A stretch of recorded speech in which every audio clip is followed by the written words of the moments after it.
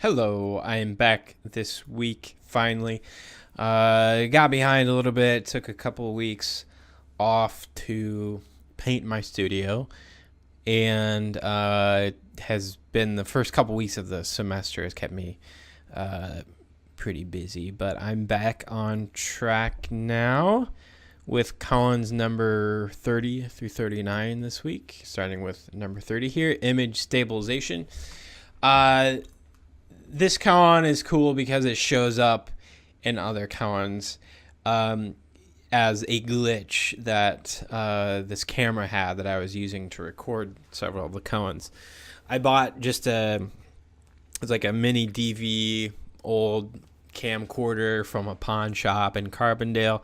I wanted to have kind of a lo-fi aesthetic to the video Kōans, just to have kind of an unpolished feeling. So there's a couple Koans that are shot in high def where I needed the detail of some close-up thing. But for the most part, the video Koans are either shot with my cell phone camera or with this mini DV camcorder. And as I was setting up the shot for Koan number 31, I noticed that it was doing this. So it's just a white piece of paper on a black desk, and the camera, when I looked through the viewfinder, I saw it's like jumping around like this, and realized that it must have been the image stabilization feature of the camera, which is a feature that if you're doing a handheld shot and your hands are shaky, the image stabilization in the camera will try to kind of average out all the frames and reduce the appearance of the shakiness. And this is amazing because the image stabilization on this camera is actually introducing shakiness.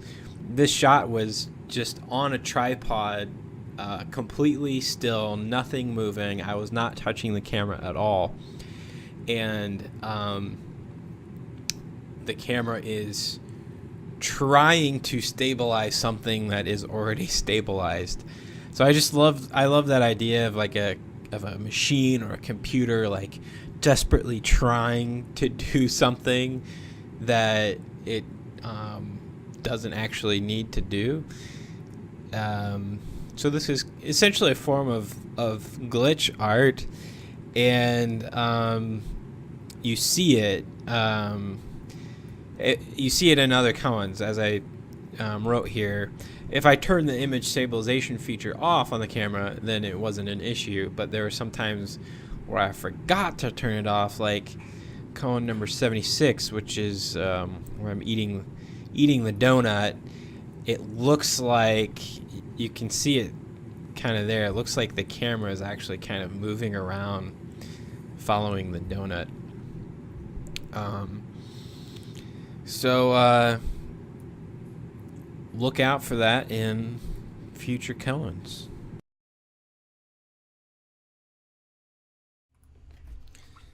I have a duder with me. Say hello, duder. Say hello. What are you looking at? There's nothing up there. You are silly. So Koan number 31, testing pens. In this Koan, I think there's some interesting interplay between past, future, because you can see the result of me testing all these pens as you're watching me do it. So I think there's a lot of kind of anticipation of seeing the marks on the page, and then waiting for me to actually make that mark in the video. And then it also kind of becomes or it could become a little bit of a game. You can guess which pile I put the pen in, the keep pile or the throwaway pile.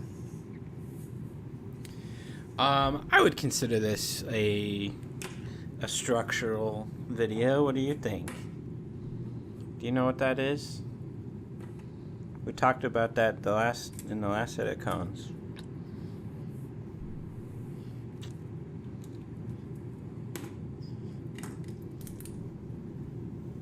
Okay, he agrees with me.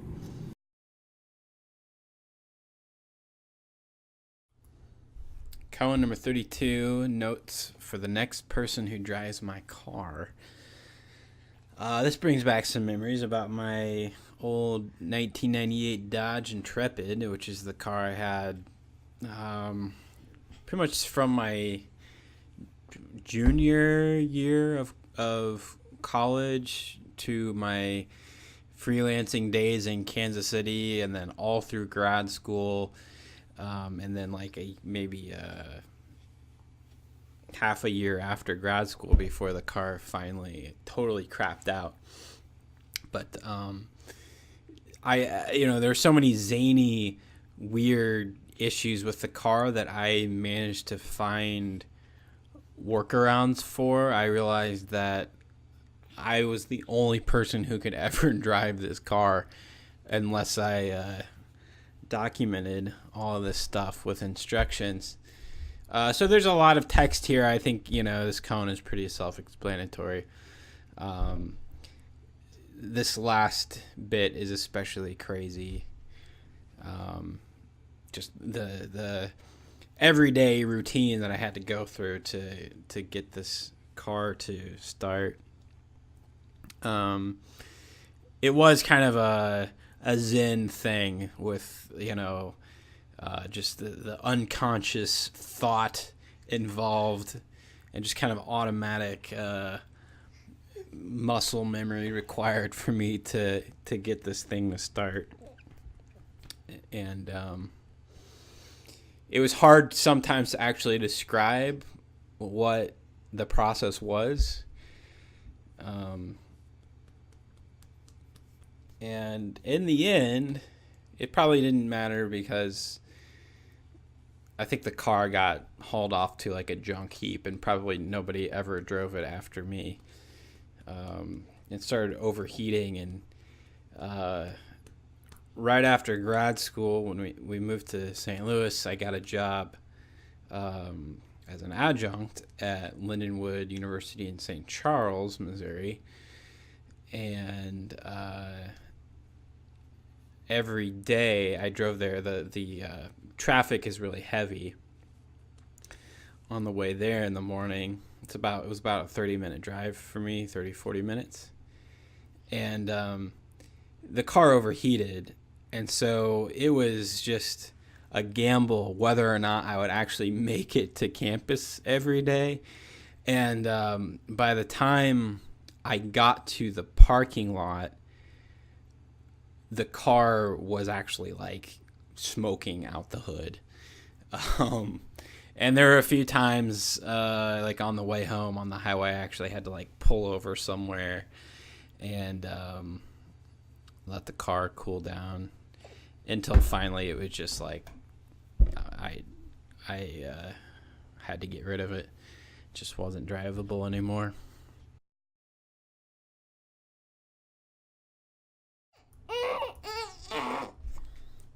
I got a grunty baby here.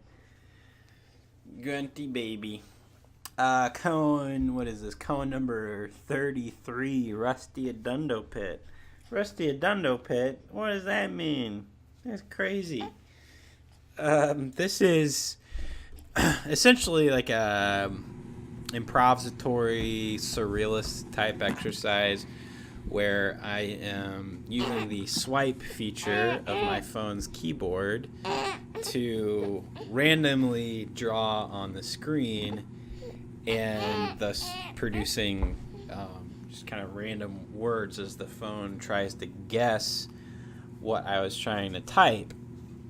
So I really like this because it takes like the surrealist idea of automatic drawing and translates the automatic drawing into actual words. So at first I'm just drawing randomly, and then at some point I switched to actually kind of trying to type actual words and sentences, but not like doing it accurately. I'm still kind of like not totally thinking about where my finger's going. And so at some point in here, you can actually begin to read the sentences. Maybe you have to kind of use context clues of words that actually get typed correctly. And then there's kind of words in there that just don't make any sense. You can kind of try to figure out what that word was supposed to be. I think, I don't know, Michael Snow's film So Is This was probably a bit of an influence on this Koan. That's a film that consists entirely of text titles. The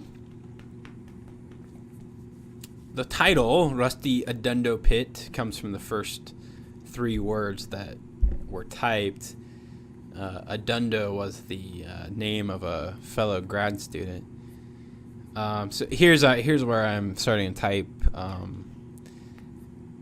Now I think that's supposed to be now I'm going to try to type specific words. So I don't even know what that's supposed to be. Something, just moving my thumb randomly across the keyboard. So it's another kind of like I was talking about earlier about the testing pens. This is another kind of gamey Koan where you can play the game of trying to guess what I'm trying to type here.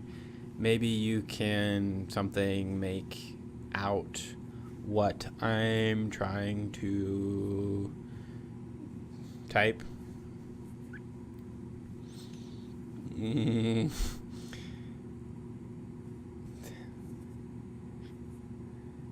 Something, although not all the words are coming out correctly. And I think as I progress, it kind of like changes like how accurately I'm trying to actually type the words. This was on this was my first smartphone. I think it was a Samsung Galaxy S, like the first Galaxy S without a number behind it. And it's interesting to see, even in just 5 years, how much the design of these things have changed. Like, you know, this has kind of a more skeuomorphic design of the buttons and the notepad, that they look like actual buttons in an actual notepad. Whereas now everything, you know, all the Google apps are like totally flat design. This is another, would you say this is a structural film, Hank? Yeah, I think so. It's definitely in the vein of Michael Snow and Hollis Frampton. I think big influences on me. There's probably even a little bit of Dan Graham in here, where it gets kind of meta of me like writing about writing.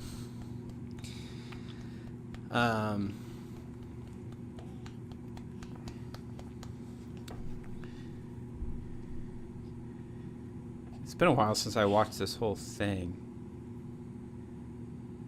but more and more I'm caring about typing the right word, maybe, but still it's not always working. So like as I go along here, I'm like being affected by how accurately this is working, and then like adjusting the accuracy of my swiping as I go. and then talking about just the experience in my head. So yeah, definitely some Dan Graham influence. That's Koan number 33.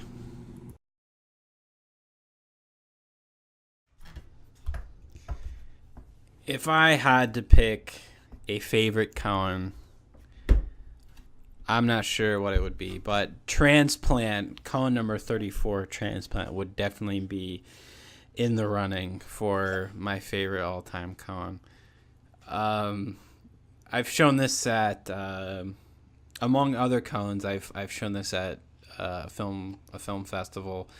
I sometimes put together like a collection of 4 or 5 video Koans and submit them to festivals, and this is one that I think I always put in, along with probably Koan 52 is always in there. But Transplant, I mean, it just gives me so much joy.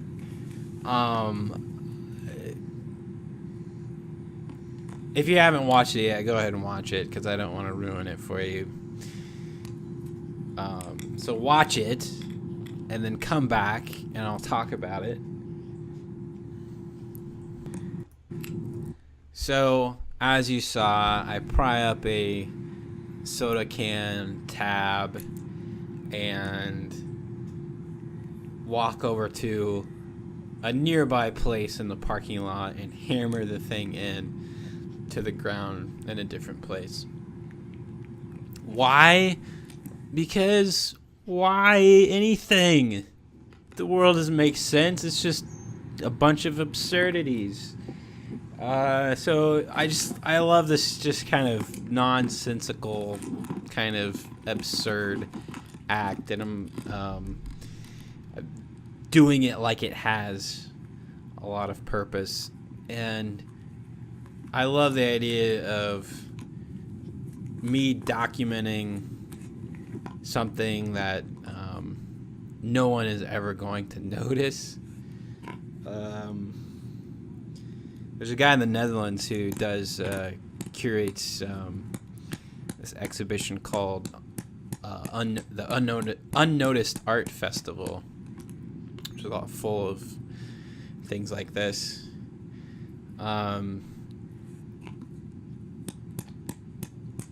can't explain exactly why, but I think it's tricksterism, basically. This is me being the ultimate trickster, doing something that makes no sense to anyone.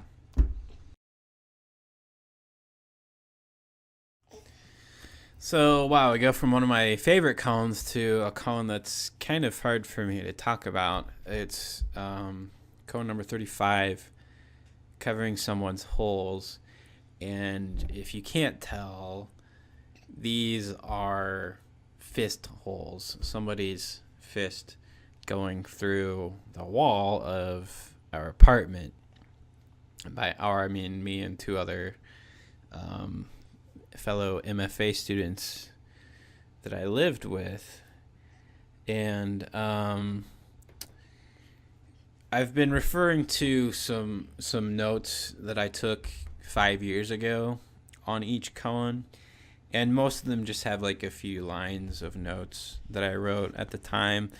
But this Koan actually has like an entire paragraph that I wrote. So I'm just going to read what I wrote from 5 years ago. Covering up, not fixing. The holes keep reappearing like a mental scab that keeps getting picked off. Sometimes you pick it off just to assess the situation, to see how much you've healed and how far you have left to go. But it's not a scab, it's just a piece of cardstock stuck to the wall with some double-sided tape. These holes were made by young Cho Kim, my former roommate and fellow MFA student. He put his fist through the wall of his own bedroom twice while I was standing next to him, trying to calm him down, or trying to get him to snap out of it. He was in some kind of rage, whether it was a drunken rage, or a ridiculous jealousy-infused rage, or a rage fueled by a cocktail of medications, or lack thereof. I don't remember at this point. I've blacked out a lot of the details from that period of time. As a physical representation of that, I covered up these fist holes, but in this koan, they keep reappearing.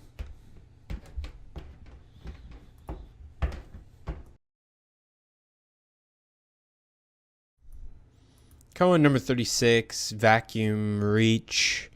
This is probably another one of my favorite koans. I think it's a really one of the best and most successful examples of the instruction koans, where the koan itself is actually a script or a score that is intended to be performed by anyone, and the documentation you see is just my execution of that script at a given time.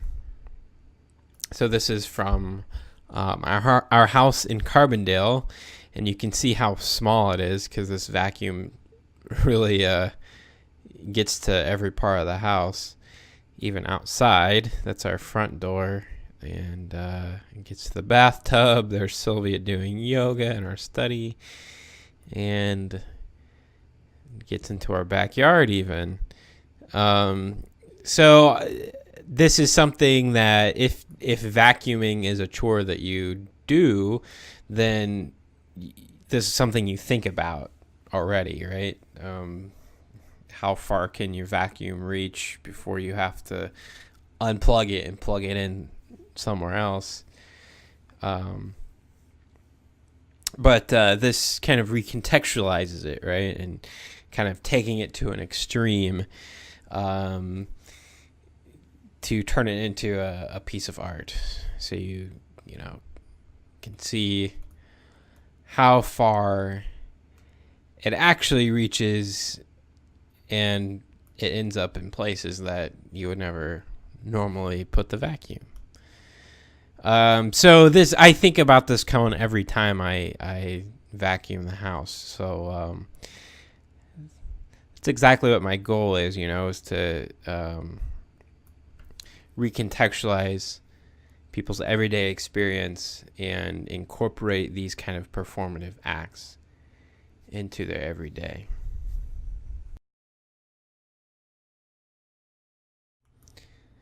Koan number 37, Stranger Koan, is a dialogue that actually occurred while I was walking Argus one day, who you saw in the previous koan. There he is, our little puggle, Argus. So while I was walking him, this guy came up to us, says, "How are you guys doing?" "Good." And then he says, he looks at Argus and says, "I'm waiting for him to talk, right?" And that struck me as rather Koan-like. If we're talking about the original, canonical Zen koans, they often took the form of a dialogue with the Zen master giving response that's kind of befuddling or nonsensical. So this was kind of like my own personal koan. And I think I eventually figured out actually what this guy was talking about when he said this, but I won't ruin it for you.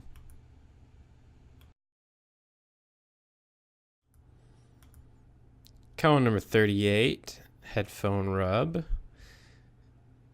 Earlier I said that there were a few koans only that I shot with a higher quality camera, and this is one of them. It's a close-up detail shot, and just me rubbing some headphones together. I mean, who doesn't like that? It's kind of sexual. This was just something I did a lot just while I was thinking. It was just kind of an unconscious fidgety thing before fidget cubes existed. I would go to coffee shops to work on my thesis, and I always had my headphones with me, and sometimes I would just pull them out and start rubbing them together as I was thinking. And decided to document that because the little rubber earbud pieces kind of spin around in this interesting way. This is kind of the third appearance in a row of Argus. You can hear him panting in the background.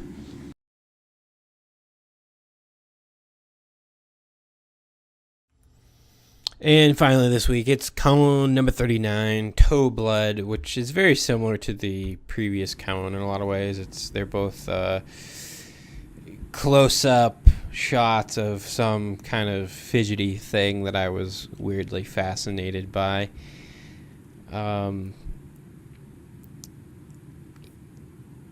What we're focusing on here is this little spot right here in my toe where if I bend it one way, the blood rushes out and it turns white, and then bend it the other way and the blood slowly comes back. At least I assume that's what's happening. I don't know that much about anatomy, but that's what it looks like.